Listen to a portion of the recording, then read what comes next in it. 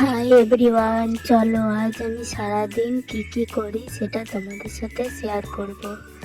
তো দেখো, দুধ এসে গেছে, দুটো উনুনে দুধ বসিয়ে দিয়েছি।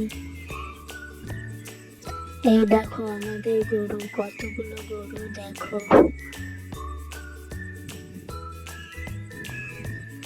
এই যে আমাদের ঘুটি করে রেখেছি, ওই দিয়ে দুধ হয়।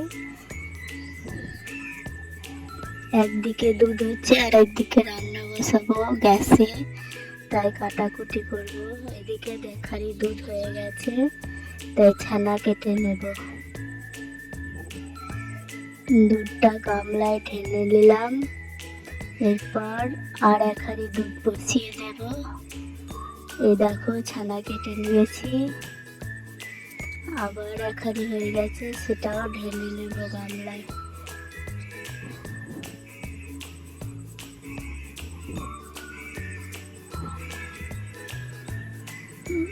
চলো ঢেলে দিয়ে দেখাই। দেখো ঢেলে দিয়েছি, এরপর ছানা কেটে নেব। দেখো ছানা কাটা হয়ে গেছে, এরপর সবজিগুলোও কাটা হয়ে গেছে। শাকটা আর মাছটা ধুয়ে নেব ভালো করে। টমেটো কেটেছি, পেঁয়াজ কেটেছি, আলু কেটেছি। আজ মাছের ঝোল হবে আর লাল শাক রান্না হবে। তো দেখো মাছ শাক ভালো করে ধুয়ে মাছের নুন হলুদ মাখিয়ে নিয়েছি। গ্যাসে কড়াই বসিয়ে তাতে তেল দিয়ে আলুগুলো দিয়ে দিয়েছি। আলুগুলো ভালো করে কষে নুন হলুদ দিয়ে জল দিয়ে ঢেকে দেব।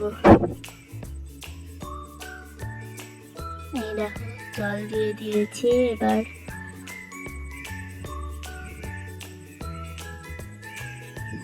ঢেকে দিলাম, এটাকে সিদ্ধ হতে দেব। তা করতে করতে দেখো আবার দু হাঁড়ি দুধ হয়ে গেছে, সেটা ছানা কেটে নেব। সকালে দই পাততে দিয়েছিলাম, সেটা জমে গেছে, এখন সেটা ফ্রিজে রেখে দিচ্ছি 2-3 ঘন্টার মতো।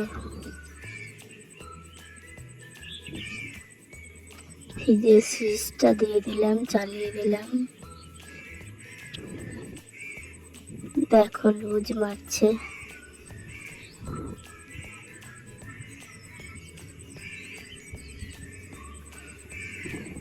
দেখো বাকি 2 হাঁড়ি দুধও ছানা কাটা হয়ে গেছে আমার। আবার আসবে বড়মশাই নিয়ে। এদিকে আলুটা সিদ্ধ হয়ে গেছে, এদিকে কড়াইতে তেল দিয়ে পেঁয়াজ লঙ্কা 5 ফোড়ন দিয়ে 7টা রসুন, শাকটা দিয়ে দেব। পরিমাণ মতো নুন হলুদ দিয়ে এটাকে সিদ্ধ হতে দেব। ওইদিকে উনুনে ভাত বসিয়ে দিয়েছি, এদিকে অনেকগুলো বাসন জড়ো হয়েছে, মশলা করতে আছে।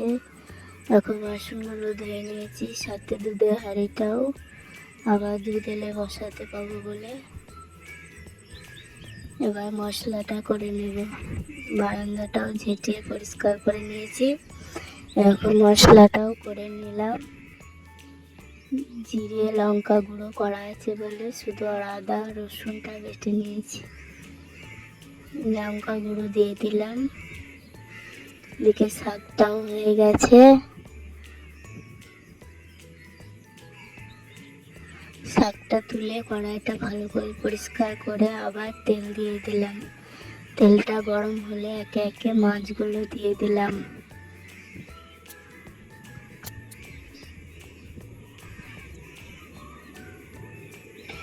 মাছগুলো হয়ে গেলে তুলে নিয়ে এদিকে আর একটা উনুনে ছেলের দুধ বসিয়ে দিয়েছি। মাছটা তুলে নিয়ে পেঁয়াজগুলো দিয়ে দিলাম। পেঁয়াজ দিকে ছানার জলগুলো তুলে নিচ্ছি, যাতে তাড়াতাড়ি ছানাগুলো ঠান্ডা হয়ে যায়। বিকেল 4টের সময় নিয়ে যাবে। তারপরে দেখো সব করতে করতে আবার বড়মশাই চলে এসছে দুধ নিয়ে। দিয়ে মশলাগুলো দিয়ে ভালো করে কষে নিয়ে মাছের ঝোলটা দিয়ে দিলাম। পরিমাণ মতো জল দিয়ে ঝোলটা ফুটতে এই দেখো রেডি আমার শাক আর মাছের ঝোল। এদিকে ভাতটা হয়ে গেছে, আবার উনুনে দুধ বসিয়ে দিয়েছি, অনেক বাসন জড়ো হয়েছে, জল ভরবো।